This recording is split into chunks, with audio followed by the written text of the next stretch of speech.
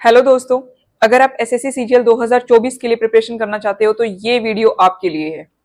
मैं आपको सीजीएल 2024 के लिए वो स्ट्रेटेजी बताऊंगी जिसको फॉलो करके मैंने एसएससी सीजीएल 2 बार क्रैक किया। देखिए, 2023 का टीयर 1 कंप्लीट हो चुका है। अभी टीयर 2 एग्जाम होगा, के बाद आपका 1.5 से 2 महीने के अंदर रिजल्ट आएगा। फिर आपकी 2024 की नोटिफिकेशन निकलेगी और फिर एग्जाम होने के लिए भी आपको 2 से 3 महीने का टाइम मिलेगा। तो ये टाइमलाइन गिनाने का क्या मतलब है? इसका मतलब है कि मोटे मोटे आपके पास 7 से 8 महीने हैं। अगर आप बिल्कुल बिगिनिंग फेज में हैं या आप एसएससी सीजीएल को पहले दे रहे हैं, दोनों बच्चों के लिए स्ट्रेटेजी है।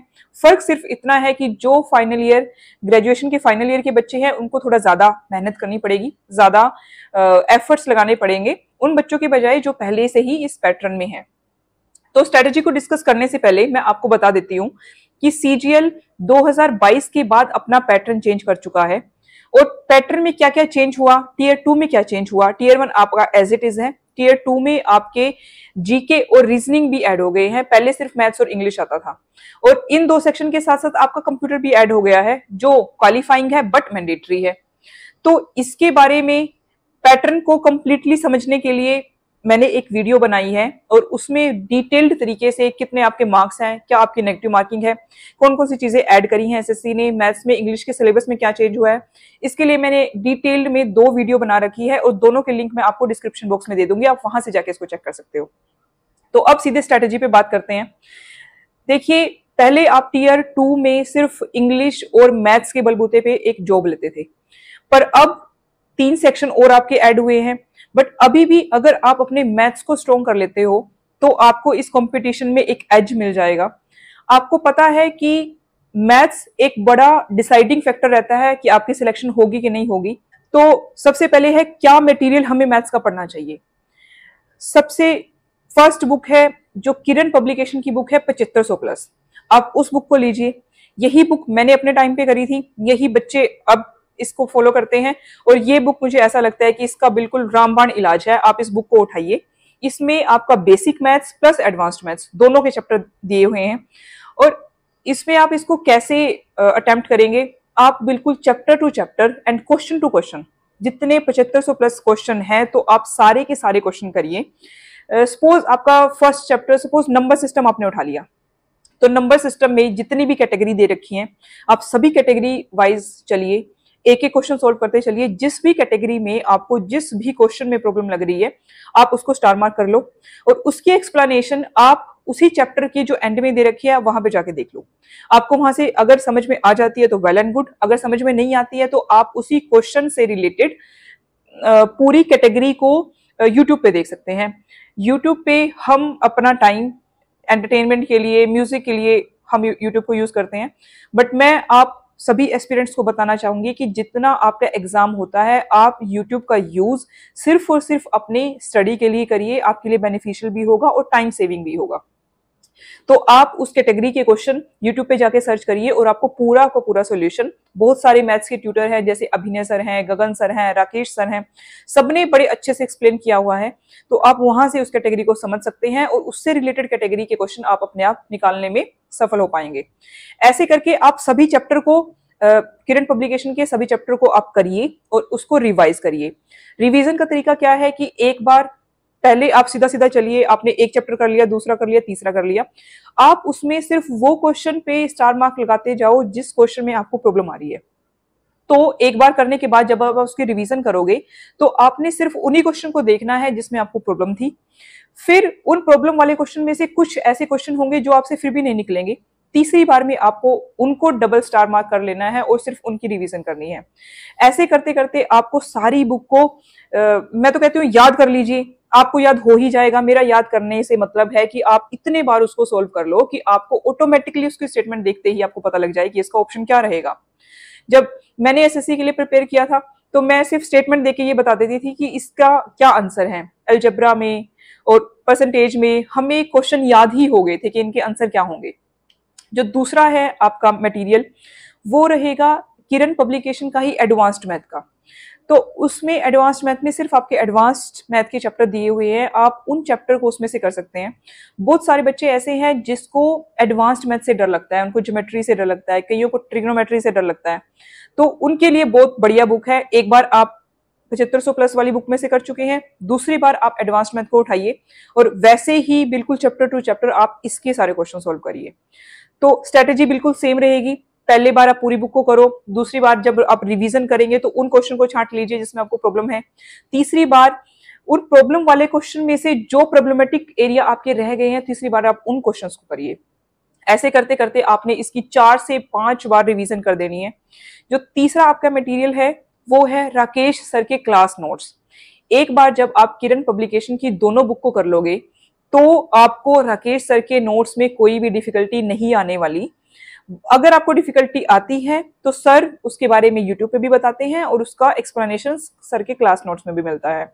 तो आप इन तीनों मटेरियल को करने के बाद आप ये एश्योर्ड हो जाते हो कि आपका सिलेबस एक तरीके से कंप्लीट हो चुका है मैथमेटिक्स में। और अब जो एसएससी ने प्रोबेबिलिटी के कुछ चैप्टर ऐड किए हैं, मीन, मीडियन, मोड और प्रोबेबिलिटी, तो ये चैप्टर भी आपको एक्स्ट्रा करने पड़ेंगे। सिर्फ आपका मैथ्स जो पहले ट्रेडिशनल तरीके से था उसको करने से काम नहीं चलेगा, आपको स्टैट की बुक से, किसी भी स्टैट की बुक से काम कर लीजिए। इन दोनों चैप्टर को आप वहां से अपना कंप्लीट कर सकते हो। अब उसके बाद आपको क्या करना है, एक बार आपने सिलेबस पूरा कर लिया, उसके बाद आप ज्यादा से ज्यादा मॉक टेस्ट लगाइए। अब ज्यादा से ज्यादा मॉक टेस्ट लगाने का मतलब ये नहीं है कि आपको वो बुक दोबारा नहीं करनी है और सिर्फ मॉक टेस्ट लगाने हैं, आपको इसमें भी बैलेंस करना पड़ेगा। Mock test plus practice, mock test plus revision, इस तरीके से आपकी स्ट्रेटेजी रहेगी। मॉक टेस्ट लगा के हम जब शुरू में मॉक टेस्ट लगाना शुरू करते हैं और किसी भी ऑर्गेनाइजेशन का, किसी टेक्स्ट बुक का या किसी भी अच्छे से इंस्टीट्यूट के आप मॉक टेस्ट उठाइए और उसको करना शुरू करिए। मॉक टेस्ट लगाने का क्या फायदा होता है, इसमें आपको पता लग जाता है कि आप कौन से चैप्टर में वीक हैं और कौन से चैप्टर में आपका एक होल्ड है, किसमें आपकी स्ट्रेंथ दिखती है। तो मॉक टेस्ट को करने के बाद आप अपने टेस्ट को इवेल्युएट करिए, एनालाइज करिए कि आपको कहाँ कहाँ पे प्रॉब्लम आती है। अगर आपको पूरे ही चैप्टर में प्रॉब्लम है तो आप पूरे चैप्टर को रिवाइज करो। अगर आपको किसी एक कैटेगरी में प्रॉब्लम आती है तो आप उस कैटेगरी के क्वेश्चन उठाइए, उस टाइप के क्वेश्चन बार बार करिए। एनालाइज आपको मॉक टेस्ट को जरूर करना है। और क्या नहीं करना है, आपको टेस्ट लगाने के बाद डीमोटिवेट नहीं होना है, निराश नहीं होना है और अपनी परफॉर्मेंस को किसी दूसरे से कंपेयर नहीं करना है। जब हम शुरू में होते हैं तो हम सोचते हैं कि इस बच्चे के तो इतने ज्यादा नंबर आ रहे हैं, मेरे तो बहुत कम आ रहे हैं, मेरा तो सिलेक्शन ही नहीं होगा। आपको इस तरीके से अपनी परफॉर्मेंस को किसी के साथ कंपेयर नहीं करना है। आपकी खुद की जर्नी है, आप खुद से समझिए। सबका सोल्व करने का या सबका अटेम्प्ट करने का तरीका अलग अलग होता है। आपका तरीका आपके लिए काम करेगा, उनका तरीका उनके लिए काम करेगा। तो आप सिर्फ अपने तरीके पे भरोसा रखिए और उसको एनालाइज करके अपनी प्रॉब्लम को सोल्व करिए। हम मॉक टेस्ट आपको कितने लगाने चाहिए वो डिपेंड करेगा कि कितनी जल्दी आपका सिलेबस हो गया। अगर आपको लगता है कि आपके सिलेबस हो गए हैं, आपका सिलेबस एक तरीके से कंप्लीट हो गया, तो आप मॉक टेस्ट ज्यादा लगा सकते हैं। अब नंबर ऑफ मॉक टेस्ट वो डिपेंड करेगा आपके पास कितना टाइम है और आपकी कितनी स्पीड है। और एक चीज आपको क्या करनी है कि आपको सेक्शनल मॉक टेस्ट लगानी है। अगर आपने मैथ्स का सिलेबस कंप्लीट कर लिया तो आप सिर्फ मैथ्स के ही सेक्शनल टेस्ट लगाइए। सिर्फ मैथ्स के क्वेश्चन होंगे, उसमें टाइम बाउंड होके आप बैठिए और उसके बाद क्वेश्चन को करिए। और जब हम क्वेश्चन करते हैं तो हमारा मन करता है कि एक हम क्वेश्चन निकालते हैं तभी उसका आंसर देखना चाहते हैं कि क्या इसका आंसर है, क्या है इसकी एक्सप्लेनेशन। तो आप ऐसा मत करिए। एक बार आप बिल्कुल एग्जाम हॉल की तरह अपना टेस्ट दो। उससे क्या होगा कि जो एग्जाम हॉल में स्ट्रेस रहता है, जो टेंशन हो जाती है, आप उसी तरीके के एनवायरनमेंट में बैठ के पेपर दोगे तो आपके लिए इजी रहेगा उस स्ट्रेस को उस टाइम झेलना जब आप एक्चुअल में एग्जाम दे रहे होंगे। अब मैं आपको कुछ टिप्स बताऊंगी जिसके हेल्प से आप अपनी स्ट्रेटेजी को और बूस्ट अप कर सकते हो। तो सबसे पहले तो ये कि आप 1 to 25 के क्यूब याद करो और 1 to 30 के स्क्वायर याद करो।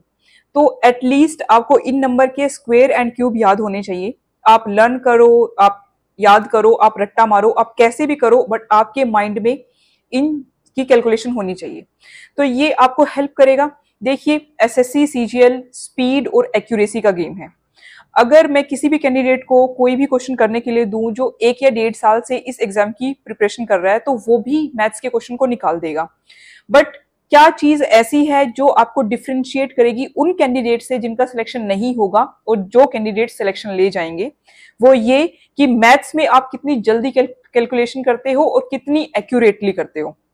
तो आपको जब आप प्रिपरेशन करने लगोगे, आप चारों सेक्शन की प्रिपरेशन करना चाहोगे, बट उसमें 15 से 20 मिनट आपको डेली निकालनी है, जिसमें आप सिर्फ अपने कैलकुलेशन वाले पार्ट पे फोकस कर पाते हो। तो आपका टाइम सेव होगा और आपको एकदम से हड़बड़ाहट जो आपके एग्जाम हॉल में हो जाती है बड़े से नंबर को देख के, वो नहीं होगी।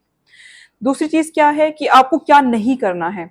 जब हम प्रिपरेशन करते हैं तो हम देखते हैं कि हमारे आसपास के बच्चे कोई और बुक पढ़ रहे हैं, कोई दूसरा कैंडिडेट के हम कांटेक्ट में आते हैं तो वो कोई और सी बुक पढ़ रहा होता है। तो आपको बुक्स के पीछे ज्यादा नहीं भागना है। देखिए, बुक्स या तो अच्छी होती हैं या बहुत अच्छी होती हैं, तो मैं ये नहीं कह सकती कि भाई ये बुक को आप छोड़ दो, दूसरी बुक को आप छोड़ दो, बट जो मटेरियल मैंने आपको बताया, अगर आप इसी पे फोकस होके इसी को रिवाइज करते हो और अगर आपके पास टाइम बच जाता है तो आप ज्यादा से ज्यादा क्वेश्चन को करते हो, तो आप इस एग्जाम को क्रैक कर लोगे। एटलीस्ट मैथ्स के सेक्शन को आप अच्छे से क्रैक कर लोगे।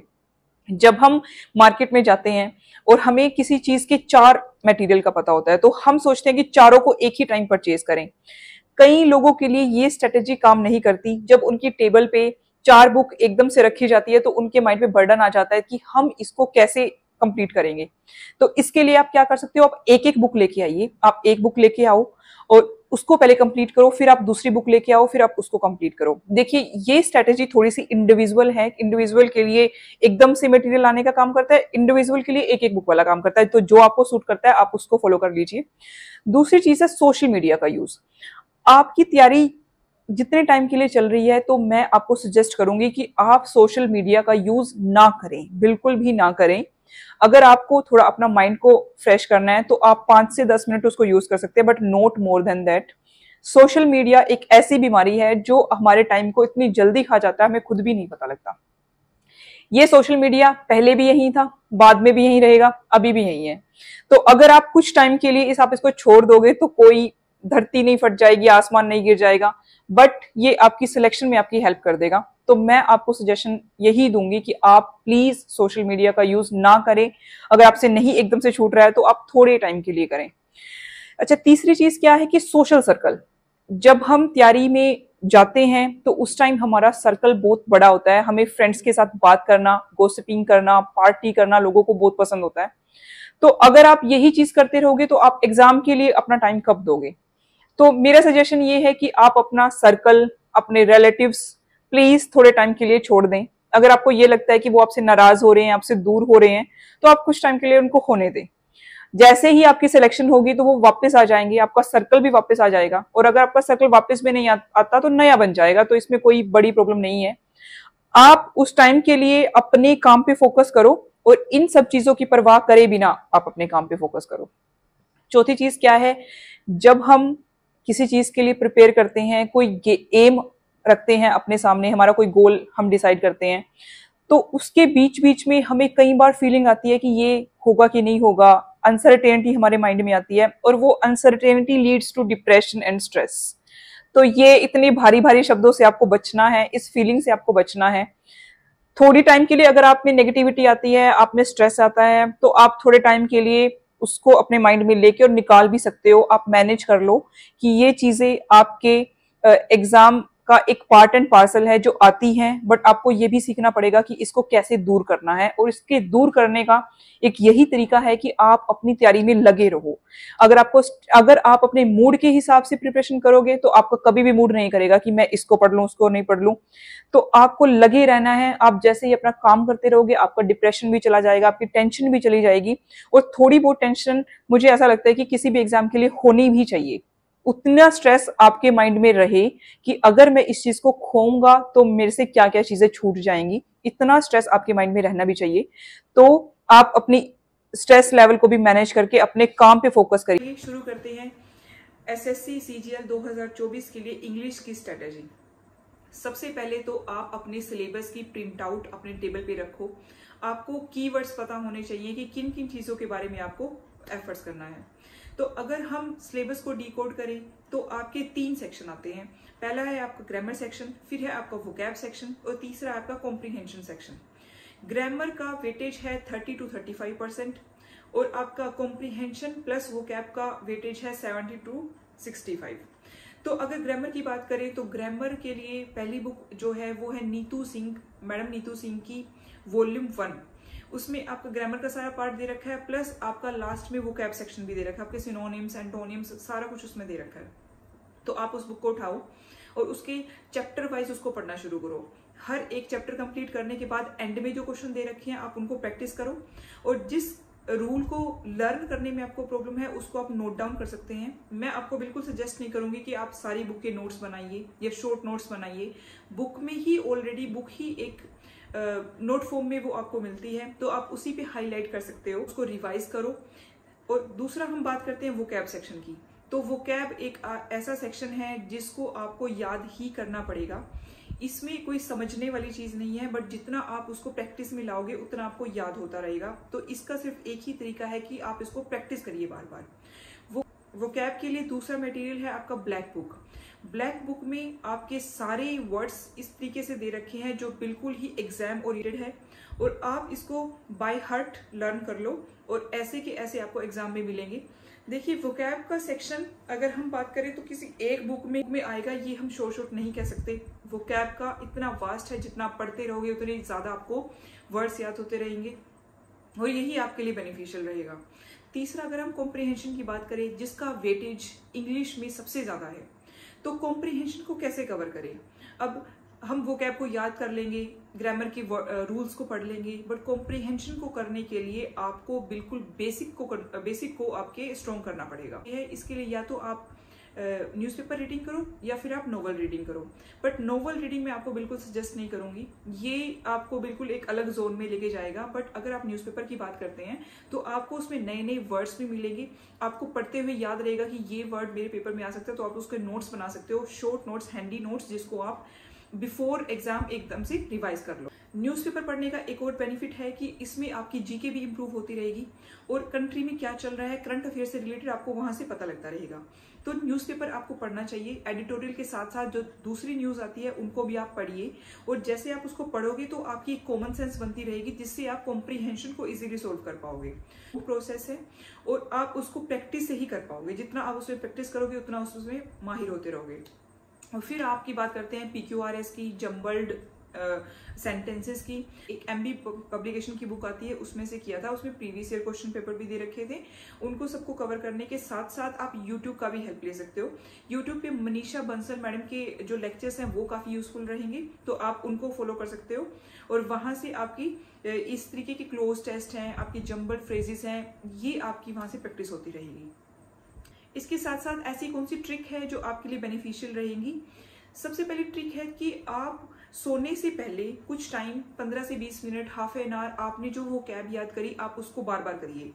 चाहे कोई भी टॉपर हो या किसी ने भी अगर सिलेक्शन ली है, तो किसी को भी वो कैब एक बार पढ़ने से याद नहीं होती। इसका तरीका यही होता है कि आप उसको बार बार लर्न करो, बार बार उसको याद करो। आपके रूम पे कहीं पोस्टर लगा के आप उस पर लिख सकते हो, ताकि आपके सामने वो वर्ड आते रहे और आप उसकी मीनिंग ना भूलें।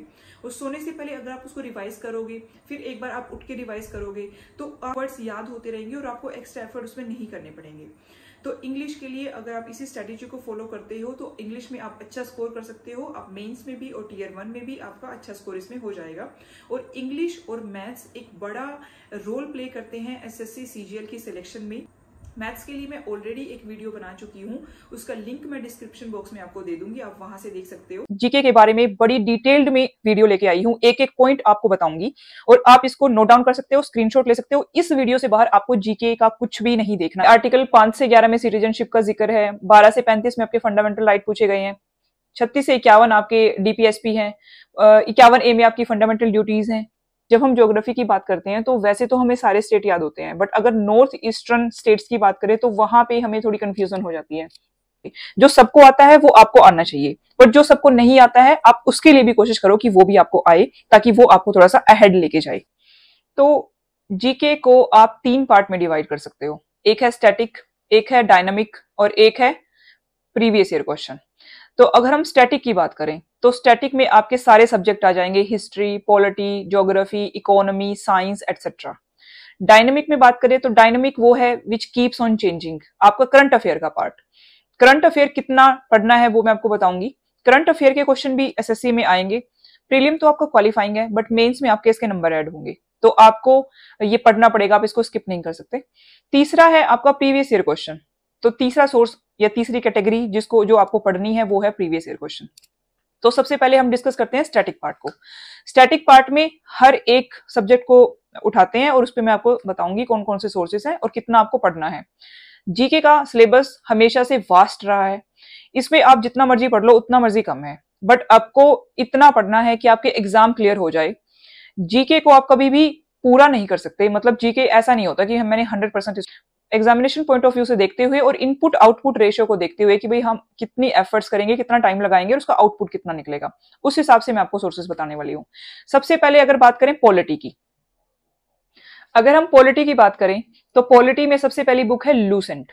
लूसेंट में आपको पॉलिटी के कौन कौन से चैप्टर पढ़ने हैं। सबसे पहला है आपका आर्टिकल। कॉन्स्टिट्यूशन में आपको आर्टिकल्स याद होने चाहिए कि आपके आर्टिकल 5 से 11 में क्या है, आपके 36 से 51 में डीपीएसपी है। तो इस तरीके से आपको पूरा आइडिया होना चाहिए। अब जैसे आप फंडामेंटल राइट्स की बात करते हो तो फंडामेंटल राइट्स में भी आपको आर्टिकल 17, 18, 20, 21 इस तरीके से आपको इंपॉर्टेंट आर्टिकल याद होने चाहिए। उसके साथ साथ पॉलिटी में ये क्वेश्चन भी आते हैं कि प्रधानमंत्री का जिक्र किस आर्टिकल में है, फाइनेंस कमीशन कौन से आर्टिकल में आता है, कैग कौन से में आता है।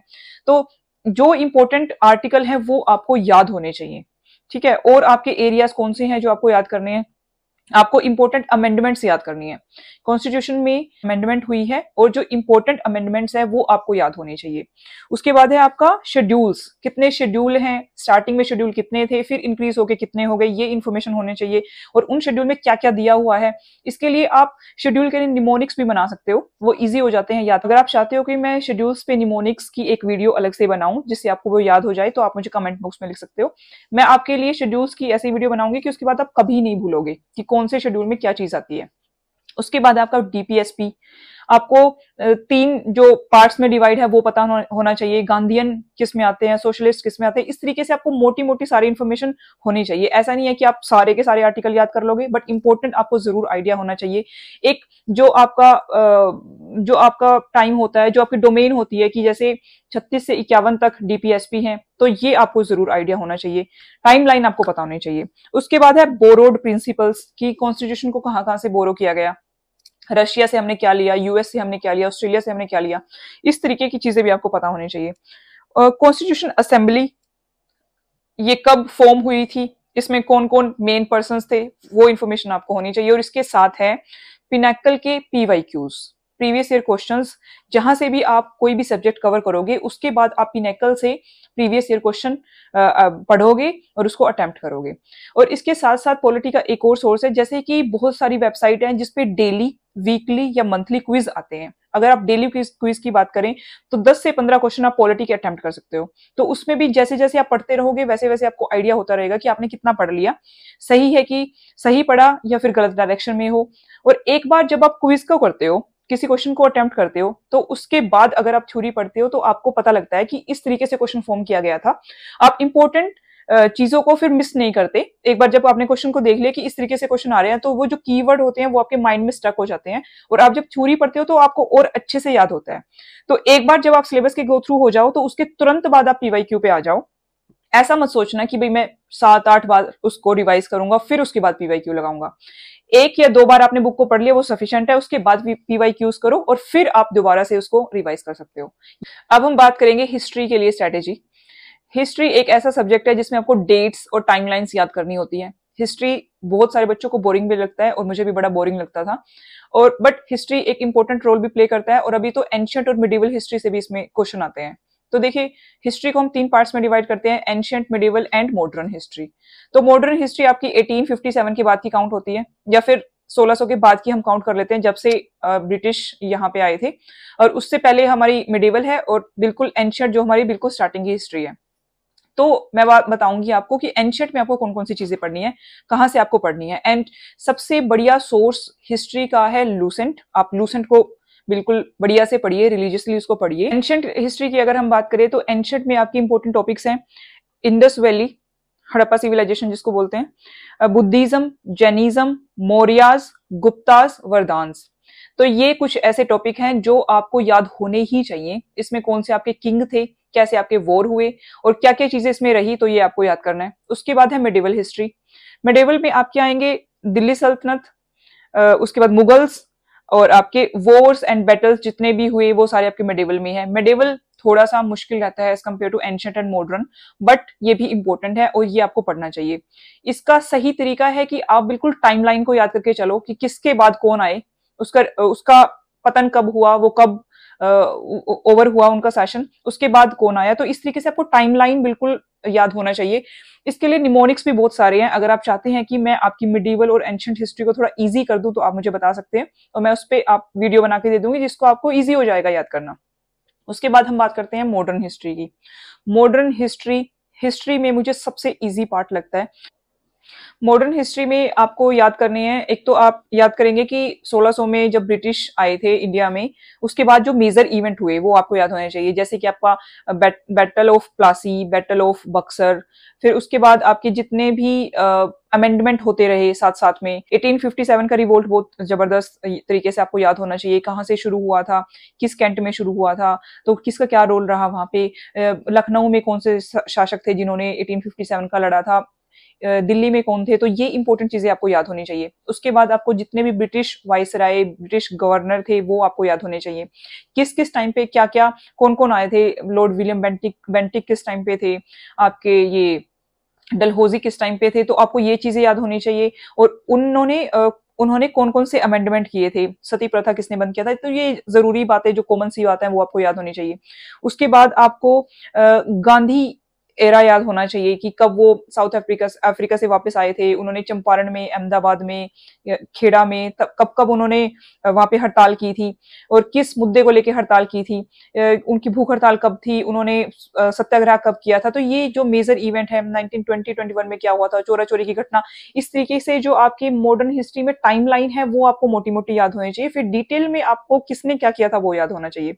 उसके बाद आपके आईएनसी के सेशंस याद होने चाहिए, और जितने आपके वर्ल्ड वॉर से रिलेटेड हैं चीजें वो आपको याद होनी चाहिए कि इंडिया पे उनका अफेक्ट क्या हुआ था, किस तरीके से इंडिया अफेक्ट हुआ था वर्ल्ड वॉर से। उसके बाद आपके भारत छोड़ो, आपके इंडिपेंडेंस तक सारी चीजें याद करनी है आपको मॉडर्न हिस्ट्री में। उसके बाद आपको मॉडर्न हिस्ट्री में इंडिपेंडेंस के बाद की जो चीजें हैं, 5 ईयर प्लान्स हैं, वो आपको याद होना चाहिए। हिस्ट्री का और इकोनॉमी का दोनों का पार्ट आता है, तो इसको मैं डिटेल में आपको इकोनॉमी में बताऊंगी। तो ये तीनों पार्ट आपको हिस्ट्री के एंशिएंट, मिडिवल और मॉडर्न लूसेंट में से आप कवर कर सकते हो। लूसेंट में बहुत अच्छे से हिस्ट्री दे रखी है, आप उसमें से भी कवर कर लोगे, वो भी मोर देन सफिशिएंट रहेगा। देखिए वैसे तो हिस्ट्री के लिए बच्चे कई बार एनसीईआरटी पढ़ते हैं, कई बार स्पेक्ट्रम मॉडर्न हिस्ट्री के लिए पढ़ते हैं, बट वो मैं आपको सजेस्ट नहीं करूंगी। ना तो इतना टाइम है पढ़ने का, और ना ही मुझे इतना लगता है कि इनपुट आउटपुट रेशियो बढ़िया रहेगा फॉर एसएससी सीजीएल पर के पॉइंट ऑफ व्यू से। तो आप सिर्फ लूसेंट को कवर करिए। उसके बाद आपका पिनेकल पीवाईक्यूज करिए, पिनेकल से लगाइए, और जितने भी आपकी हिस्ट्री के प्रीवियस ईयर क्वेश्चन दे रखे हैं वो आप सारे वहां से अटेम्प्ट कर सकते हो। और जितनी वेबसाइट पे, जैसे मैंने आपको पॉलिटी के बारे में बताया था, तो हिस्ट्री में भी आपके क्विज पूछे जाते हैं, तो आप उनको कवर कर सकते हो। चलिए अब हम इकोनॉमी की बात करें, तो इकोनॉमी के सबसे पहले मैं आपको टॉपिक्स बताती हूँ जो आपको कवर करने हैं। सबसे पहले तो आपको सारी फाइनेंशियल टर्म्स, इकोनॉमिक टर्म्स आपको याद होने चाहिए। और उसके बाद है आपका बैंकिंग, आरबीआई की मॉनेटरी पॉलिसी में कौन कौन से वर्ड हैं, आपके बैंक रेट क्या है, रेपो रेट क्या है, रिवर्स रेपो रेट क्या है, और कितनी है एट प्रेजेंट, तो ये चीजें आपको पता होनी चाहिए। उसके बाद है आपका जितने भी 5 ईयर प्लान्स थे, जैसे मैं आपको हिस्ट्री में बता रही थी कि 1947 के बाद जितने आपके 5 ईयर प्लान्स थे अभी वो बंद हो चुके हैं, बट जितने टाइम तक वो 5 ईयर प्लान्स चले और उसमें क्या क्या अपडेशन आई, उसमें क्या क्या नई नई चीजें इंट्रोड्यूस हुई, तो वो चीजें आपको पता होनी चाहिए। और किस गवर्नमेंट के टाइम पे वो हुई, अगर आप इतना याद कर लेते हो तो वो आपके लिए बहुत बढ़िया रहेगा, मोर देन सफिशिएंट है। उससे बाहर मुझे लगता नहीं कुछ भी आएगा, वो बिल्कुल अच्छे लेवल की आपकी तैयारी कही जाएगी। उसके बाद आपके इनकम मेजरमेंट मेथड, आपके जीएनपी, जीडीपी, तो जितने भी आपके ये नेशनल लेवल पे, अगर हम मैक्रो इकोनॉमिक की बात करें तो उसके आपके ये सारे टॉपिक हैं जिनको आप कवर कर सकते हो। उसके बाद है आपके बजट और इकोनॉमिक सर्वे, बट आपको सारा पढ़ने की जरूरत नहीं है एसएससी सीजीएल के लिए, आप उसकी समरी लीजिए। समरी आपको किसी भी अच्छे इंस्टीट्यूट की मिल जाएगी 10 से 12 पेज में, तो बजट की समरी आप वहां से करो, इंपॉर्टेंट टर्म्स, इंपॉर्टेंट नंबर्स आप वहां से नोट करो, और वो आपके पेपर के लिए सफिशिएंट रहेगी। फिर है आपका इकोनॉमिक सर्वे में भी आपको सेम बजट की तरह करना है। ये आप या तो पीआईबी की सोर्स से उठा लीजिए या फिर किसी भी इंस्टीट्यूट की, जो यूपीएससी के इंस्टीट्यूट है, वो बहुत सारी समरी डालते हैं इस चीज की। तो आप सिर्फ समरी उठाइए और आप उसको 2 से 3 दिन में, 4 दिन में आपको उसको अच्छे से कर सकते हो, और उससे बाहर आपको कुछ भी नहीं आएगा। तो अगर मैं सोर्स की बात करूं तो इकोनॉमी के लिए एक तो आपका सोर्स है 11th और 12th की इकोनॉमिक्स की किताबें। तो इन 2 सालों की आपको किताबों को पढ़ना है, इन 2 बुक्स को आपको पढ़ना है। इसमें से आपकी सारी टर्मिनोलॉजी और आपके जितने भी कंसेप्ट है वो क्लियर हो जाएंगे। दूसरा आपका सोर्स है लूसेंट। तीसरा है आपका बजट इकोनॉमिक सर्वे के लिए किसी भी कोचिंग इंस्टीट्यूट की समरी, या फिर किसी भी यूट्यूब पे भी बहुत सारी समरी दे के रखते हैं, तो आप कोई भी वीडियो इनके लिए देख लीजिए, वो भी सफिशिएंट रहेगा। और उसके बाद है आपका पीवाईक्यूज। तो वो या तो आप पिनेकल से लगाइए, किरण पब्लिकेशन की आती है वो लगाइए, या तो फिर आप किसी भी जो वेबसाइट पे डाल के रखते हैं क्विज, आप वहां से भी कर सकते हो। तो ये इकोनॉमी के लिए आपको मोर देन सफिशिएंट रहेगा। इससे बाहर मुझे नहीं लगता एसएससी सीजीएल में पूछा जाएगा। चलिए अब हम बात करते हैं ज्योग्राफी की। तो आपको ज्योग्राफी कहाँ से कवर करनी है? अगर आप अपनी ज्योग्राफी की तैयारी बड़े अच्छे से करना चाहते हो तो उसके लिए मैं सजेस्ट करूंगी 9th 10th 11th और 12th की एनसीईआरटी। एनसीईआरटी एक बड़ा इंपॉर्टेंट सोर्स है ज्योग्राफी के लिए, और ज्योग्राफी के लिए आप इंडियन मैप को और इंटरनेशनल मैप को, वर्ल्ड मैप को अच्छे से करिए। कहाँ पे कौन कौन सी चीज है ये आपको बिल्कुल सही से पता होने चाहिए, एटलीस्ट इंडिया के आपको पता होने चाहिए। आपके नेशनल पार्क, आपकी वाइल्ड लाइफ सेंचुरीज, आपकी वेटलैंड कितने हैं, अमेंडमेंट होके अब किस किस स्टेट में कौन कौन सा आता है, तो आपको ये याद करने ही पड़ेंगे। तो इसके लिए भी मैं आपको वीडियो प्रोवाइड कर सकती हूँ, तो आप मुझे बता दीजिएगा। उसके बाद है आपकी रिवर एंड ट्रिब्यूटरीज, कौन कौन से स्टेट से शुरू होती हैं रिवर, कहाँ कहाँ तक फ्लो होती है, अरेबियन सी में होती है, बे ऑफ बंगाल में होती है, तो ये चीजें आपको पता होनी चाहिए। उसका सोर्स क्या होता है, तो रिवर और ट्रिब्यूटरीज को आप बड़े अच्छे से करना। उसके बाद आपकी रामसार साइट्स या फिर वेटलैंड जिसको बोलते हैं, तो किस अमेंडमेंट के थ्रू हुआ था, 1971 में एक ईरान की सिटी में शुरू हुआ था। तो इस तरीके की चीजें भी आपको पता होनी है, कितनी वेटलैंड एट प्रेजेंट इंडिया में है और कितनी वर्ल्ड लेवल पे है। तो इंडिया की आपको स्टेट के साथ साथ याद होने चाहिए। जब हम ज्योग्राफी की बात करते हैं तो वैसे तो हमें सारे स्टेट याद होते हैं, बट अगर नॉर्थ ईस्टर्न स्टेट्स की बात करें तो वहां पे हमें थोड़ी कंफ्यूजन हो जाती है, हमें बाउंड्रीज नहीं पता होती, नागालैंड की कहाँ से शुरू हुई है, अरुणाचल प्रदेश की कहाँ से शुरू हुई। तो ये आपको जो 7 सिस्टर्स जिनको हम बोलते हैं उसको आपको डिटेल में पढ़ना पड़ेगा कि कहाँ कहाँ से स्टेट शुरू हो रहा है और उसके साथ में दूसरा स्टेट कौन सा है। यहाँ पे आपकी अगर हिल्स की बात करें तो कौन सी हिल किस में है और कौन सी लैंग्वेज किस स्टेट की है। तो इस तरीके से आपको मोटी मोटी इन्फॉर्मेशन पता होनी चाहिए। पहले एसएससी के जो क्वेश्चन आते थे वो बिल्कुल स्ट्रेट फॉरवर्ड या फिर ऑप्शन बड़ी इजीली आपके टिक हो जाते थे, बट अब एसएससी भी थोड़ा एडवांस्ड हो चुका है। अब आपके स्टेटमेंट बेस्ड क्वेश्चन एसएससी में आने लगे हैं, तो उसके लिए आपको थोड़ा सा डीपली तो पढ़ना ही पड़ेगा। तो एक इसके लिए सोर्सेज हैं, एक तो है आपकी 9th 10th 11th, एक तो है आपकी 9th 10th 11th और 12th की एनसीईआरटी। अगर आप 11th और 12th की करना चाहते हो तो वो भी मोर देन सफिशिएंट है। फिजिकल एनसीईआरटी है, तो उसमें आपके सारे ये मैप्स, रिवर्स, आपका ड्रेनेज सिस्टम सब कुछ उसमें दे रखा है। दूसरा सोर्स है लूसेंट, उसके बाद आप लूसेंट में से पढ़ सकते हो, जो आप एनसीईआरटी में पढ़ोगे उसको ही जस्ट फॉर्म में लूसेंट में दे रखा है, तो आप उसमें से कवर कर लीजिए। तीसरा है आपका पीवाईक्यूज, किस तरीके से क्वेश्चन पूछे गए तो आप उनको पढ़िए। पीवाईक्यूज को देखने के बाद आप एक बार दोबारा थ्योरी पढ़ोगे तो आपको वो वर्ड याद रहेंगे, आपको ये पता रहेगा कि किस वर्ड पे आपको फोकस करना है, रिवीजन के टाइम पे वो आपकी हेल्प करेगा। तो इन सोर्स को आप कर लोगे तो ये आपकी ज्योग्राफी के लिए मोर देन सफिशिएंट रहेंगे। अगर हम साइंस की बात करें तो जो कैंडिडेट्स नॉन साइंस बैकग्राउंड के हैं उनको साइंस से डर लगता है, उनको लगता है कि इस पार्ट को स्किप कर दें, पर आप इसको स्किप मत करो। इसको आप कैसे बड़े इजीली कर सकते हो वो मैं बता देती हूँ आपको। आप साइंस के लिए 8th to 10th एनसीईआरटी को पढ़िए, उसमें आपके बेसिक्स क्लियर हो जाएंगे। तो अगर हम साइंस की बात करें तो हम इसको 3 कैटेगरी में डिवाइड कर सकते हैं, फिजिक्स, केमिस्ट्री और बायो। तो केमिस्ट्री के लिए आप क्लास 8th की चैप्टर 3, 4, 5 को पढ़िए। 3, 4, 5, 6 4 चैप्टर आप क्लास 8th के करिए। और केमिस्ट्री के लिए आप क्लास 9 के चैप्टर 1, 2, 3, 4, क्लास 10th के 1, 2, 3, 4, 5, तो ये चैप्टर आप एनसीईआरटी में से केमिस्ट्री के लिए कर सकते हो। फिर हम बात करते हैं बायोलॉजी की, तो क्लास 8th के चैप्टर 8, 9, 10, क्लास 9th के 5, 6, 7, क्लास 10th के चैप्टर 6, चैप्टर 7, 8 एंड 9, ये सोर्सेस हैं आपके बायोलॉजी के लिए। फिर हम फिजिक्स की बात करें तो क्लास 8th के आपके चैप्टर आएंगे 11, 12, 13, 14 एंड 16।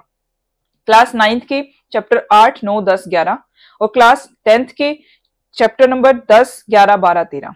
तो ये है आपको एनसीईआरटी में से जो साइंस का कवर करना है। उसके साथ साथ इनको पढ़ने के बाद आप लूसेंट को रेफर कर सकते हो और लूसेंट में जितना साइंस का पोर्शन दे रखा है आप उसको रिवाइज कर लोगे। बिल्कुल वन लाइनर आपको लूसेंट में मिलेंगे और आपकी बड़ी सही से तैयारी हो जाएगी साइंस के लिए। और तीसरा सोर्स है आपका पिनाकल पीवाईक्यूज, जो आपके प्रीवियस ईयर क्वेश्चन है, आप एक बार उनके गो थ्रू हो जाइए। वो आपको हेल्प करेंगे ये चीज आइडेंटिफाई करने में कि किस तरीके के क्वेश्चन आपको साइंस में पूछे जाएंगे। और घबराने की जरूरत नहीं है। अगर आपको लगता है कि आपका इनपुट आउटपुट रेशियो साइंस में कम आ रहा है तो आप, ऐसा नहीं है कि फिर साइंस को ही लेके बैठे रहोगे। अगर साइंस का आपको नहीं हो रहा तो आप दूसरे चीजों को आप कवर कर सकते हो। तो अब हम बात करेंगे मिसलेनियस टॉपिक्स की।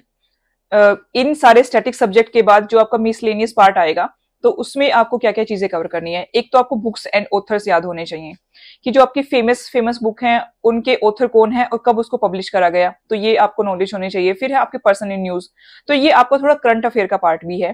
करंट अफेयर में भी अभी नोबल किसको मिला या दूसरा प्राइज किसको मिला, आप क्रिकेट में आपका क्या चल रहा है, तो ये इन्फॉर्मेशन पर्सन इन न्यूज में आती है, तो ये आपको पता होनी चाहिए। उसके बाद आपकी फेमस प्लेसेस ऑफ वर्ल्ड, तो ये थोड़ा जियोग्राफी का भी है और करंट अफेयर का भी है। जैसे अभी अभी आपका न्यूज में कौन सा प्लेस है, उसके आसपास कौन कौन सी चीजें पड़ती हैं, तो ये आप मैपिंग के थ्रू कर सकते हो। जैसे आपका रेड सी है, ब्लैक सी है, और आपकी कुछ इंटरनेशनल ऑर्गेनाइजेशंस हैं जैसे कि नाफ्ता, साफ्ता, आसियान, सार्क, तो ये कब इनको एस्टेब्लिश किया गया, कौन कौन से कंट्रीज हैं जो इसकी मेंबर कंट्रीज हैं, और क्या इनका फंक्शन है, क्या इनकी स्ट्रेटेजीज है, रोल क्या है, तो इन चीजों के बारे में आपको पता होना चाहिए।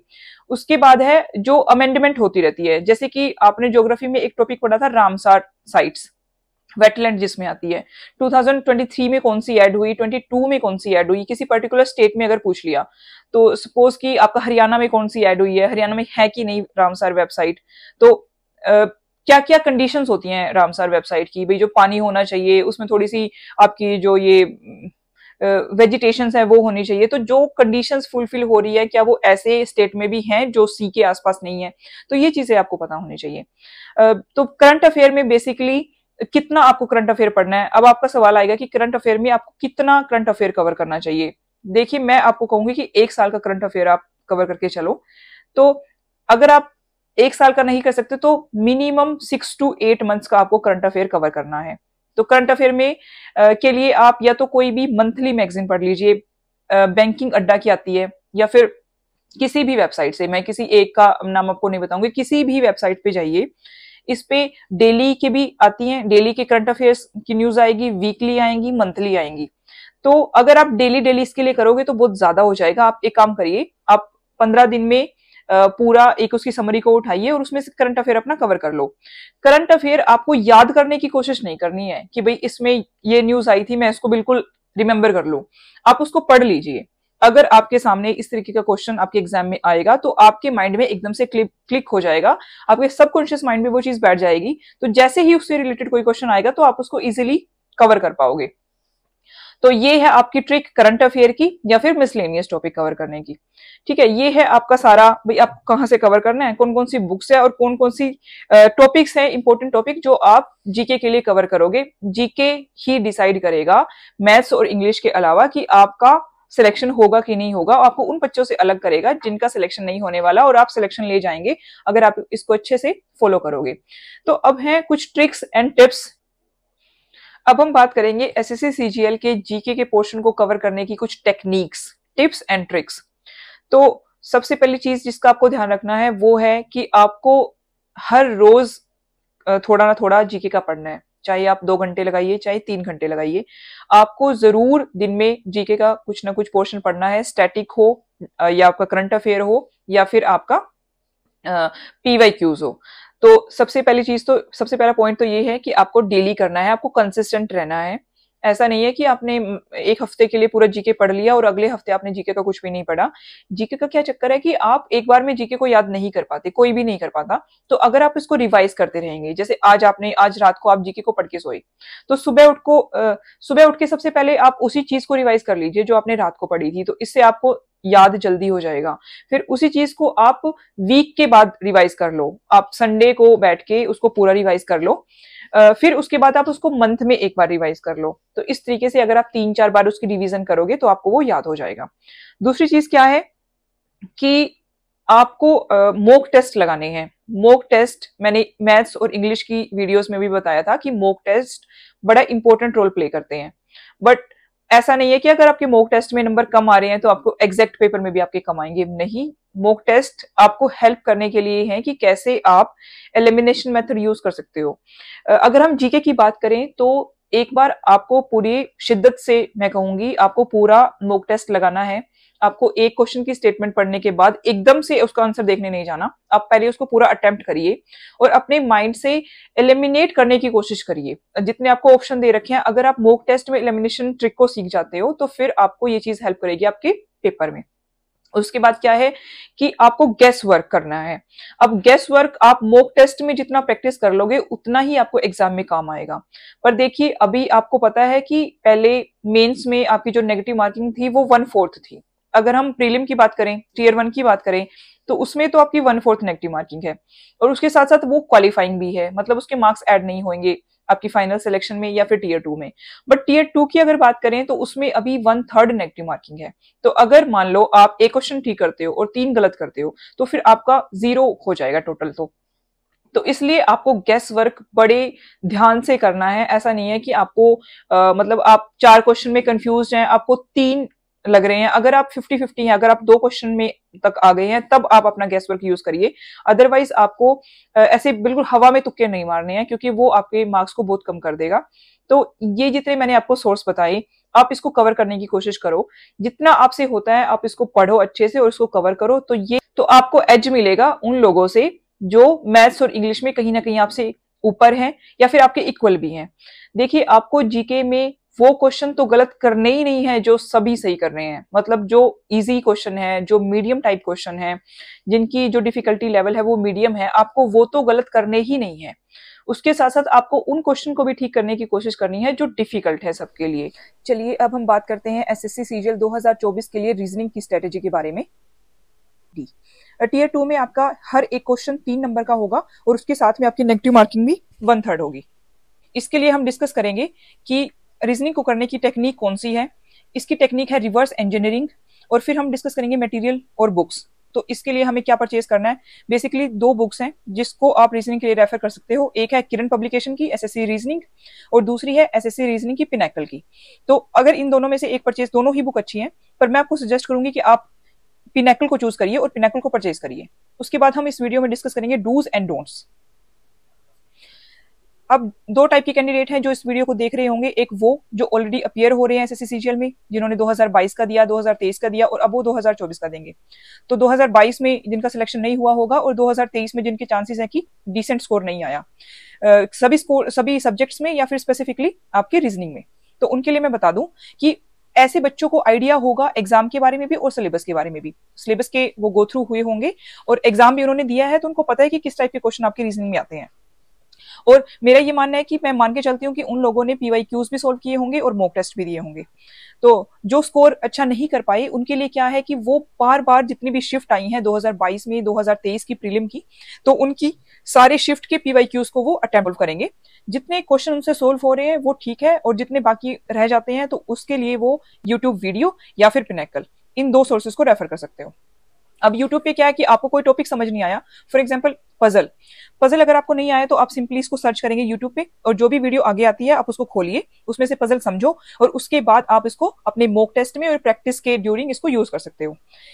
एक तो मेरा मानना ऐसा है कि अगर आप यूट्यूब से चीज को सीखते हो तो आपसे सोल्व हो ही जाएगा। अगर सोल्व नहीं होता तो फिर आप पिनैकल जो एक सोर्स है उसको यूज कर सकते हो और पिनैकल में हर एक कैटेगरी के रीजनिंग के क्वेश्चन दे रखे हैं। फिर हम बात करते हैं उन कैंडिडेट्स की जो फर्स्ट टाइम 2024 में अपीयर होंगे, फ्रेश कैंडिडेट्स। तो उनके लिए मेरी सजेशन है कि सबसे पहले तो वो डाउनलोड करें सिलेबस को, सिलेबस का प्रिंट आउट ले या फिर अपने मोबाइल में रखें, स्क्रीनशॉट लेके हमेशा अपने पास सिलेबस को रखें और गो थ्रू होइए सिलेबस से। एक बार उसको पूरे को पढ़िए, क्या सिलेबस में कौन कौन से टॉपिक है, उस सिलेबस को पूरा जानिए। उसके बाद उन्होंने क्या करना है कि सीधा पीवाईक्यूज पे आना है, ना उन्होंने थ्योरी पढ़नी है ना उन्होंने क्वेश्चन सोल्व, सीधा आप पीवाईक्यूज लगाइए। प्रीवियस ईयर क्वेश्चन में आप ये देखिए कि आपसे कितने क्वेश्चन सोल्व हुए या नहीं हुए। अगर आपका मैथ्स ठीक ठाक है, तो मेरा मानना है कि आप रीजनिंग में 15 से 18 क्वेश्चन को सोल्व कर लोगे। पर बात आती है उन 10 से 12 क्वेश्चन की जो आपसे सोल्व नहीं होते, जिनमें या तो आपको बहुत ज्यादा टाइम लगता है या आपसे वो सोल्व ही नहीं होते, आपको समझ में नहीं आते। तो उनके लिए क्या करना है, उसकी डिटेल स्ट्रेटेजी मैं इस वीडियो में डिस्कस कर रही हूँ। तो अगर आपको ये पता लगता है कि मॉक टेस्ट में या प्रीवियस ईयर क्वेश्चन में आपने 18 क्वेश्चन कर लिए, तो अब आपको देखना है कि उन सोल्व करे हुए क्वेश्चन में क्या क्या आपकी स्ट्रेंथ है, कौन से इस टाइप के क्वेश्चन है जो आपने फटाफट सोल्व कर लिए, और क्या आपका वीक एरिया है। तो आपको SW एनालिसिस करना है, ठीक है। उसके डिफिकल्ट क्वेश्चन के लिए सेम मैं आप लोगों को बोलूंगी, आप यूट्यूब वीडियो का सहारा ले सकते हो, इनकी हेल्प ले सकते हो, या फिर बुक से। और बुक भी कौन सी है, पिनाकल। मेजर टॉपिक कौन से हैं, अगर हम सिलेबस की बात करें रीजनिंग की, तो उसमें data sufficiency, number series, letter series, mirror image, logical statement, groups, puzzle, blood relation, syllogism, coding decoding, operations and inequalities. सबसे पहले अगर हम बात करें लॉजिकल स्टेटमेंट की, तो ये इस तरीके के क्वेश्चन है जिसमें आपको लॉजिक लगाना है पर अपना लॉजिक नहीं लगाना है। स्टेटमेंट दी, उन्होंने स्टेटमेंट दी cow is dog and dog is cat. तो आप ये चीज मान लीजिए, आपने इसमें अपना माइंड नहीं लगाना है कि काउ डॉग कैसे हो सकती है और डॉग कैट कैसे हो सकता है। सिंपली उस चीज को मानिए और उसके अकॉर्डिंग जो आपके कमेंट्स है या कंक्लूजन है, जो स्टेटमेंट उन्होंने दी है, वो आपको अप्लाई करनी है। लॉजिकल स्टेटमेंट का मतलब ये है कि जो आपको एक एक्सप्लेनेशन दी है उन्होंने पैराग्राफ में, आप सिर्फ उसको फोकस में रखिए, अपनी साइड से उसमें कोई इनपुट नहीं देनी है, अपना माइंड नहीं लगाना है, और एज इट इज उसके थ्रू जो कमेंट है, कंक्लूजन है, उसकी स्टेटमेंट के थ्रू आप निकालिए, ठीक है। तो लॉजिकल स्टेटमेंट में बच्चे कहाँ गलती करते हैं, जब वो अपनी नॉलेज, अपना ज्ञान उसमें लगा देते हैं, जब उनको ये लगता है कि ये सोशली या मोरली ठीक है जो मैं सोच रहा हूं और उसके अकॉर्डिंग आंसर होना चाहिए। नहीं, लॉजिकल स्टेटमेंट का सोल्व करने का यही तरीका है कि जो आपको एग्जामिनर ने स्टेटमेंट दी है, सिर्फ उसी को सच मानो, ना आपको दाएं देखना है ना आपको बाएं देखना है, उसी को सच मान के उसके बेस पे ही आपको कंक्लूजन उसके दे देने हैं, ठीक है। फिर हम बात करेंगे टाइप टू क्वेश्चन की, ये है डाटा सफिशिएंसी। अब देखिए, इसमें आपको एग्जामिनर एक स्टेटमेंट देगा। फॉर एग्जाम्पल, अगर हम इस क्वेश्चन की बात करें, who among the 5 friends ABCDE is the tallest, ठीक है। तो अब इसको सोल्व करने के लिए आपको किन किन चीजों की जरूरत है, एक है स्टेटमेंट 1, स्टेटमेंट 2, स्टेटमेंट 3। तो अब आप देखिए, B is only taller than D, तो क्या आप इसे बता पाएंगे कि इसमें टोलेस्ट कौन सा है? नहीं। फिर आपकी स्टेटमेंट 2 देखिए, A is shorter than E but taller than C, तो इसमें भी आपको नहीं पता लग रहा कि टोलेस्ट कौन है। फिर है B is not the shortest, तो मेरे हिसाब से इसका जो आंसर होना चाहिए वो तीनों होना चाहिए, तीनों सफिशिएंट है या फिर तीनों ही सफिशिएंट नहीं है। तो इस तरीके के जब क्वेश्चन आपके सामने आएंगे तो आपको एक एक स्टेटमेंट को सोल्व करना पड़ेगा। जैसे कई बार रिलेशन के बारे में पूछ लेते हैं, रिलेशनशिप, ब्लड रिलेशन में आ जाता है आपका डाटा सफिशिएंसी का कि who is the mother of home. तो इसमें आप सिर्फ उन दो लोगों के रिलेशन अगर एक ही स्टेटमेंट में दे रखे हैं तो उससे वो आप फाइंड आउट कर लोगे। बट इस तरीके के क्वेश्चन में आपको हर एक स्टेटमेंट को सोल्व करना पड़ेगा और उसके बाद ही आप इसका आंसर कर पाओगे। उसके बाद हम बात करते हैं टाइप 3, ये है आपकी लेटर सीरीज। देखिए, अब लेटर सीरीज में आपके जो जो एक सीरीज दे रखी है, आप उसमें नंबर ऑफ अल्फाबेट्स काउंट कर सकते हो। सपोज आपके 21 है, तो 21 में या तो आपके 3-3 के पेयर होंगे या तो आपके 7-7 के पेयर होंगे। बट SSC CGL में 3-4 मैक्सिमम 5 आपके पेयर होंगे, उससे ज्यादा SSC नहीं पूछता, तो 7 का तो सवाल ही नहीं उठता। तो अगर किसी में 21 दे रखा है तो आप इससे सीधा अंदाजा लगा सकते हो कि आपके 3-3 के इसमें पेयर बनने वाले हैं, तो आप उसके बेस पे अपना कंक्लूजन ड्रॉ कर सकते हो। अगर आपके 20 है तो या तो इसमें 2 के पेयर हो सकते हैं, जो कि वो छोटा है, इससे तो ज्यादा ही पूछेगा, एटलीस्ट 3 तो पूछेगा ये CGL। उसके बाद आपके 4 के हो सकते हैं और 5 के हो सकते हैं। तो कितने पेयर ये बनेंगे आप इससे ड्रॉ कर सकते हो, एक जस्ट एन आइडिया, मतलब एक रफ आइडिया आपको लग जाएगा। अदरवाइज तो आपको ये सीरीज नंबर को बना के ही करनी पड़ेगी, नंबर को फिल इन द ब्लैंक्स में भर के ही आपको ट्राई करना पड़ेगा कि कितना आपका ये काम हो रहा है, कितनी आपकी आंसर के नजदीक हो, कितने आपके ऑप्शंस मैच हो रहे हैं, ठीक है। उसके बाद हम टाइप 4 की बात करते हैं, ये है नंबर सीरीज। अब जो लेटर सीरीज है वो थोड़ी सी इजी है as compare to number series, but number series में बात करें, इसमें भी आपकी 2 कैटेगरीज हैं, आपकी easy to medium type question और दूसरे हैं आपके हार्ड क्वेश्चन। तो ये जो आपको आपकी स्क्रीन पे दिख रही है, ये एक इजी स्टेटमेंट है। इसमें जो आपके नंबर्स दे रखे हैं 50, 67, 86, 105 and 4 options are there. These are 130, 136, 118 and 124। तो इसका सीधा सीधा लॉजिक ये है कि आप अगले नंबर में से पिछले नंबर को माइनस करें। तो फर्स्ट में 17 का डिफरेंस है, देन 19, 21 एंड ऑब्वियसली जो फोर्थ नंबर का डिफरेंस होगा वो होगा 23 का। तो इस तरीके के जो क्वेश्चन होते हैं वो एकदम से आपके माइंड में स्ट्राइक कर जाते हैं और इजीली निकल भी जाते हैं, ये ज्यादा टाइम कंज्यूमिंग नहीं होते। तो अगर हम दूसरे टाइप की बात करें, टाइप 4 में ही अगर हम नंबर सीरीज के दूसरे टाइप की बात करें, तो ये थोड़े से हार्ड क्वेश्चन है, या डिफिकल्ट कैटेगरी में आप इसको डाल सकते हो। इसमें क्या होता है कि अगर आपको लॉजिक स्ट्राइक हो गया तो आपका इजीली ये सॉल्व हो जाएगा। अदरवाइज आप इसमें लॉजिक ढूंढते रहोगे, वो सिर्फ आपका टाइम खाएगा, उसके अलावा वो आपको कोई भी बेनिफिट नहीं देगा। जो इस तरीके के क्वेश्चन होते हैं ना, वो एग्जाम में अगर आपसे पहली 30 या 40 सेकंड में थोड़ा आइडिया आपको हो रहा है कि इस तरीके से क्वेश्चन निकल जाएगा, तो आप उसको सोल्व कर लो। पर अगर आपको ऐसा लग रहा है कि ये 1 मिनट लेने के बाद भी मुझसे सोल्व नहीं होगा, तो आप फॉर द टाइम बीइंग इसको स्किप कर दो। एक बार आपका पूरा पेपर हो जाएगा, उसके बाद आप दोबारा इसको चेक कर सकते हो। अब देखिए इस क्वेश्चन में, select the number from among the given options that can replace the question mark in the following series. 32, 34, 43, 71 and 136। 4 options are there. Then अब देखिए कि इसमें प्रीवियस नंबर को नेक्स्ट नंबर में से माइनस करके पहले आपके आएंगे 2, 9, 28, 65। फिर आपका एक बार और डिफरेंस करेंगे, फिर आएंगे 7, 19, 37 एंड 61। फिर एक बार और इसका डिफरेंस करेंगे, फिर आपके आएंगे 12, 18, 24, जिसमें 6 का डिफरेंस है। तो तीसरे या चौथे स्टेप पे जाके आपका ये डिफरेंस निकल रहा है। बहुत सारे बच्चे इस टाइप तक नहीं पहुंच पाते, के लिए इसका सोल्यूशन है कि आप इसको बार बार प्रैक्टिस करिए। जितने भी पैटर्न है नंबर सीरीज के, अगर आपको लगता है कि ये डिफिकल्ट वाले हैं, तो आप उनको नोट डाउन कर लो अपनी कॉपी पे और आप उसको बार बार रिवाइज करिए। अगर आप मॉक टेस्ट में फंसते हो, प्रीवियस ईयर क्वेश्चन में फंसते हो, तो आप उस कॉपी में से रिवाइज कर सकते हो।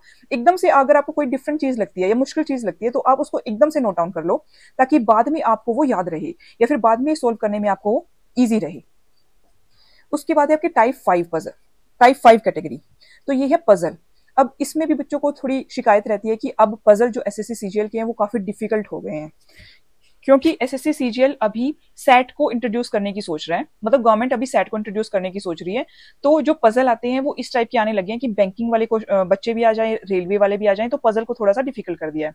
हाँ, थोड़ा सा इसका लेवल इंक्रीज हुआ है, पर इतना भी नहीं हुआ जितना आपकी आईबीपीएस पीओ में पूछा जाता है। ठीक है, तो आप पजल से घबराइए नहीं। पजल का सोल्व करने का यही तरीका है कि जितने भी इसमें स्टेटमेंट दे रखी है, आप इंडिविजुअली सबको सोल्व करो। ठीक है, एक एक को आप सोल्व करोगे, उसके बाद ही आपका पजल का पूरा सोल्यूशन निकल पाएगा। थोड़े से लेंथी हैं, कंफ्यूजिंग भी हैं, बट पजल के क्वेश्चन आने लगे हैं, तो आपको ये तरीका तो सीखना ही पड़ेगा। अगर आपसे कोई ट्रिक आपको समझ में नहीं आती, तो आप पजल का कोई क्वेश्चन आपको नहीं समझ में आ रहा, तो एज इट इज उसकी स्टेटमेंट आप यूट्यूब पे लिखो, उससे रिलेटेड कोई वीडियो आ जाएगी, आप उसको देख लेना। या फिर पिनेकल से हार्ड क्वेश्चन जो है, पिनेकल में हर एक कैटेगरी के क्वेश्चन दे रखे हैं, तो आप पिनेकल से जब करोगे तो आपको हर टाइप का पता लग जाएगा। और जो आपको लगता है कि जिसमें मैं बार बार फंस रहा हूँ या फंस रही हूँ, तो आप उसको अपने कॉपी में नोट डाउन कर लो, वो आपको हेल्प करेंगे बिफोर एग्जाम रिवाइज करने में। देखिए, एग्जाम से पहले आप पूरी बुक को रिवाइज नहीं कर पाओगे, है ना। अगर आपने 2-3 बुक से किया है, 2-3 सोर्स से किया है, तो आपके लिए हैंडी क्या होगा कि आप अपने नोट्स बना लो। नोट्स ऐसे बनाओ कि बड़े क्रिस्प और बड़े शॉर्ट फॉर्म में, ताकि आप एकदम से रिवाइज कर पाओ और आपके वो सारे कंसेप्ट एकदम से क्लियर हो जाएं। फिर उसके बाद हम बात करते हैं टाइप 6 मिरर इमेज। ये बड़ी मैंने सिंपल इमेज आपके सामने डाली है, तो इसमें आपको बताना है कि इसकी मिरर इमेज कैसी बनेगी। देखिए, मिरर इमेज की कोई टेक्निक या ट्रिक नहीं है, आपको इसके लिए प्रैक्टिस ही करनी पड़ेगी। तो मैं कहूंगी कि एग्जाम में जाने से पहले आप बहुत सारी चीजें होती हैं जो घर में आप उसकी मिरर इमेज कर करके देख लो। आप नंबर्स की मिरर इमेज कर लो, आप लेटर्स की मिरर इमेज कर लो, ठीक है, अपने नाम की, अपने शहर की। इस तरीके से आप जितना प्रैक्टिस करोगे ना मिरर इमेज को, उतनी चीजें आपको क्लियर होगी। इसका कोई फॉर्मूला नहीं है, आप इसको सिर्फ प्रैक्टिस करो। और reasoning is all about practice only. आप जितना प्रैक्टिस करोगे उतनी आप में क्लैरिटी आती रहेगी। अब देखिए, सेक्शन 1 में ना आपके मैथ्स और रीजनिंग दोनों ही सब्जेक्ट हैं, और दोनों के 30 क्वेश्चन हैं, यानी कि टोटल 60 क्वेश्चन, और 1 घंटे का वो पेपर है। तो 60 क्वेश्चन 60 मिनट्स, एक क्वेश्चन के लिए 1 मिनट। तो आपको प्रैक्टिस इतनी करनी है कि आप एक्यूरेटली भी क्वेश्चन निकाल दो और 1 मिनट के अंदर अंदर क्वेश्चन निकाल दो। अब मैथ्स के कुछ ऐसे क्वेश्चन भी होंगे जो टाइम टेकिंग होंगे, तो उसका टाइम भी आपको थोड़ा कंपनसेट करना है। उसके लिए आप क्या करोगे कि रीजनिंग को आप इतना स्ट्रॉन्ग कर लोगे कि आपको मैथ्स में टाइम मिल जाए और रीजनिंग के क्वेश्चन आपके फटाफट सोल्व हो जाए। उसके बाद हम बात करते हैं डूज एंड डोंट्स की। जैसे मैंने आपको वीडियो के पहले बताया था कि मैं आपको लास्ट में डूज भी बताऊंगी, और रीजनिंग में हमें क्या नहीं करना है हम उसके ऊपर भी डिस्कस करेंगे। तो डूज, सबसे पहली चीज है practice a lot from मॉक्स and PYQs. ये तो दोनों कैंडिडेट्स के लिए हैं, जो फर्स्ट टाइम अपीयर होंगे उनके लिए भी, और जो पहले से इस एग्जाम को दे रहे हैं उनके लिए भी। तो आपको मॉक्स एंड पीवाईक्यूज ही ज्यादा से ज्यादा लगाने हैं। बहुत सारे बच्चे ना रीजनिंग के लिए कोई बुक भी नहीं लेते, ठीक है, उनको बहुत सारे क्वेश्चन मॉक्स से ही सोल्व हो जाते हैं। जब मॉक्स के वो बाद में सोल्यूशन देखते हैं तो उनके सारे डाउट्स वहां से क्लियर हो जाते हैं। बट अगर आपको लगता है कि इसके लिए आपको कोई रेफरेंस बुक चाहिए, तो वो है आपकी पिनेकल, या फिर यूट्यूब पे ना बहुत सारे कोर्सेज भी हैं आप जैसे फ्री कोर्सेज पढ़े हैं, आप यूट्यूब पे सीधा सर्च करोगे रीजनिंग का, तो जितनी भी कैटेगरी हैं आपको फ्री ऑफ कॉस्ट वहां पे सारी कैटेगरी के सॉल्यूशन मिल जाएंगे, तो आप उसको रेफर कर सकते हो। हम सारा दिन यूट्यूब ना कभी म्यूजिक के लिए, कभी मूवी के लिए, कभी किसी चीजों के लिए यूज करते हैं, तो अगर आप कोर्स में उसको थोड़ा देख लोगे तो आपको बहुत हेल्प हो जाएगी रीजनिंग के सेक्शन में तो एटलीस्ट। फिर हम बात करते हैं रिमेंबर, हाँ उससे पहले time limit can be relaxed in the beginning. इसका मतलब ये है कि जैसे आपने शुरू शुरू में प्रैक्टिस करनी शुरू करी रीजनिंग की, तो आप ये मत सोचिए कि शुरू में 30 क्वेश्चन मैं 30 मिनट्स में ही कर लूंगा। आप शुरू में ना रिलैक्स लेके चलो थोड़ा टाइम को। प्रैक्टिस के दौरान शुरू शुरू में आपको क्वेश्चन को सोल्व करने पे ध्यान होना चाहिए, ना कि स्पीड पे। फिर जैसे ही आपको लगता है कि आपको क्वेश्चन आने लग गया, फिर उसकी आपको प्रैक्टिस बढ़ानी है। प्रैक्टिस करके फिर आपको वो थोड़े टाइम में करना है, बट शुरू शुरू में आप जब टाइम का बटन लेके चलोगे तो बहुत सारे क्वेश्चन को आप छोड़ते चले जाओगे। इसीलिए शुरू शुरू में ना टाइम लिमिट को आप थोड़ा सा रिलैक्स कर सकते हो। उसके बाद remember A to Z alphabets and their mirror image. हाँ, मैंने मिरर इमेज वाले क्वेश्चन में भी आपको बताया था कि आप को A to Z सब लेटर्स के मिरर इमेज याद होना चाहिए, उनका प्लेस याद होना चाहिए कि किस जगह पे कौन सा आता है। जब हमारी लेटर सीरीज आती है या नंबर सीरीज आती है तो उसमें ना आपका सीक्वेंस भी पूछ सकते हैं कि कौन से प्लेस पे कौन सा है, और लॉजिक ये भी लग सकता है कि उस अल्फाबेट को दूसरे अल्फाबेट से माइनस करके वो प्लेस निकलेगा। तो इनका प्लेस और इनकी मिरर इमेज आपको बिल्कुल बढ़िया से याद होनी चाहिए। इसके लिए आप एक पेज पे इसको लिख लो एक बार, और उसको बार बार आप उसको देखिए और इसको रिवाइज करिए। उसके बाद है मिरर इमेज ऑफ नंबर्स।